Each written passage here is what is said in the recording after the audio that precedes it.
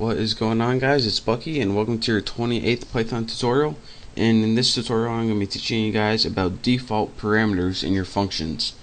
So a default parameter is pretty much just that. It has a parameter, but instead of you having to enter it, it already has a default value just in case the user forgets to enter it or something like that.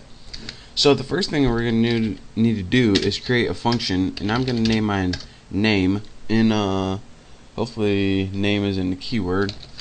So let's have two parameters in our name, a first part of the name and last, and let's go ahead and put a colon after that. And now we have to print out our instructions for the function. So in this function I just want to print out two strings, and the strings are of course going to be what values they take, the first name and the last name. So right now we have a function that prints out the first and last name, and it's called name. So let's see if this works. Name, we have to supply it with two parameters, Bucky, Roberts, don't forget your apostrophes or whatever it's called. And there you go.